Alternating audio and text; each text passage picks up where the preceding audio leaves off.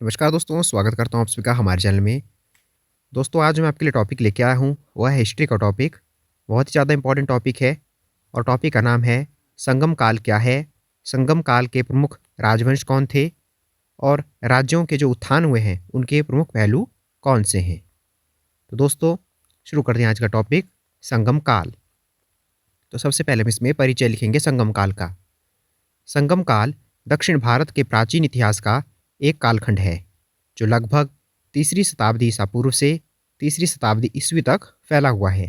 इस काल का नाम संगम साहित्य के नाम पर पड़ा है, जो उस समय की तमिल कवियों और विद्वानों की सभाओं अर्थात संगमों में रचा गया था। तो अर्थात संगम काल क्या है? संगम काल है दक्षिण भारत का प्राचीन इतिहास का कालखंड जो कि तीसरी शताब्दी ईसा पूर्व से चला था और तीसरी शताब्दी ईस्वी तक फैला हुआ था। अब आते हैं तीन प्रमुख राजवंश। सबसे पहले आता है चेर। चेर पश्चिमी तट पर स्थित थे और व्यापार के लिए महत्वपूर्ण थे। उनकी राजधानी वज्जी थी। धनुष उनका शाही प्रतीक था।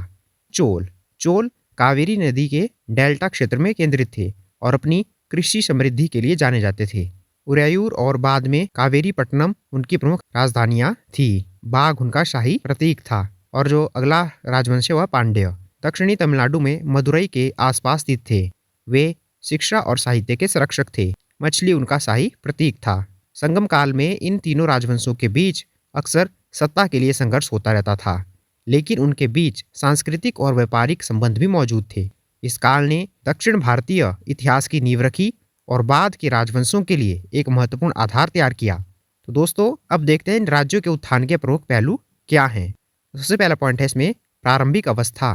संगम काल के शुरुआती दौर में ये राज्य छोटे छोटे सरदारियों के रूप में मौजूद थे, जिनके मुखिया स्थानीय स्तर पर शासन करते थे। कृषि और पशुपालन अर्थव्यवस्था का मुख्य आधार था। अगला पॉइंट है कृषि का विकास। सिंचाई के तरीके के विकास और कृषि उत्पादन में वृद्धि ने इन सरदारियों को आर्थिक रूप से मजबूत होने में मदद की। अधिशेष उत्पादन ने व्यापार और वाणिज्य को बढ़ावा दिया, जिससे राज्यों की आय में वृद्धि हुई। अगला पॉइंट है सैन्य शक्ति का महत्व। संगम काल में ये जो राज्य थे, इन्होंने क्या किया था? सैन्य शक्ति में बढ़ोतरी की थी अपने क्षेत्रों का विस्तार करने के लिए और पड़ोसी सरदारियों से अपनी रक्षा करने के लिए। उन्होंने इसके लिए क्या किया? स्थायी सेनाओं का गठन किया और हथियारों का विकास भी किया। अगला पॉइंट है व्यापार और वाणिज्य। संगम काल में आंतरिक और बाहरी व्यापार फला फूला। रोमन साम्राज्य और दक्षिण पूर्व एशिया के साथ समुद्री व्यापार ने इन राज्यों को आर्थिक रूप से समृद्ध बनाया। मसालों, मोती, कीमती पत्थरों और वस्त्रों का व्यापार होता था। व्यापार मार्गों पर नियंत्रण ने राज्यों की शक्ति को बढ़ाया। अगला पॉइंट है साहित्य और संस्कृति का संरक्षण। संगम राजाओं ने कवियों, विद्वानों और कलाकारों को संरक्षण दिया।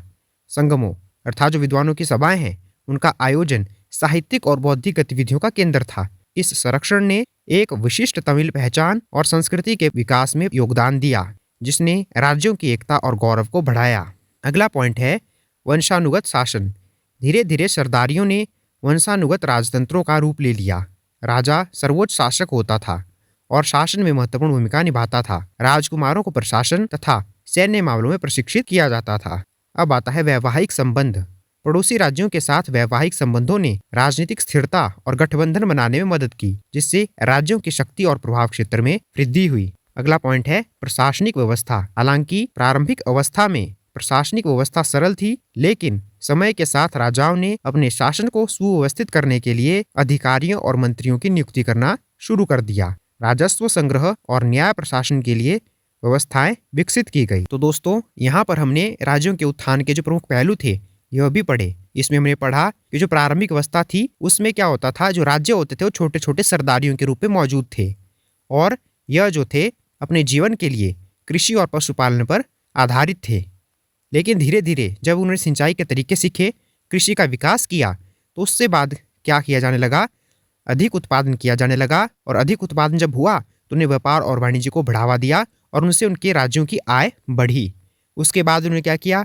सैन्य शक्ति का महत्व समझा और अपने क्षेत्रों का विस्तार करने के लिए और पड़ोसी सरदारियों से अपनी रक्षा करने के लिए सैन्य शक्ति को बढ़ाया। उसके बाद उन्होंने अपने राज्य का विकास करने के लिए व्यापार और वाणिज्य का सहारा भी लिया, जिसमें यह मसालों, मोती, कीमती पत्थरों और वस्त्रों का व्यापार करते थे। और यह रोमन साम्राज्य और दक्षिण पूर्व एशिया के साथ समुद्री व्यापार करते थे।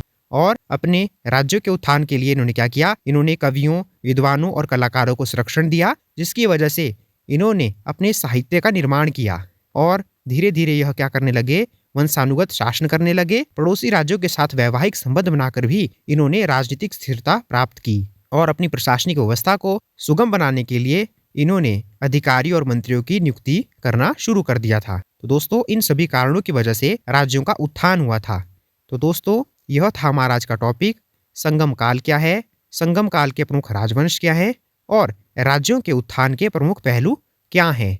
दोस्तों, उम्मीद करता हूं आपको आज का टॉपिक आसानी से समझ आ गया होगा और अगर आपकी परीक्षा में आपको देखने को मिले तो आप आसानी से इसे करके आएँ। दोस्तों, अगर आपको हमारी वीडियो अच्छी लगी हो तो आप इसे लाइक कर सकते हैं, शेयर कर सकते हैं और चैनल को सब्सक्राइब कर सकते हैं। धन्यवाद दोस्तों।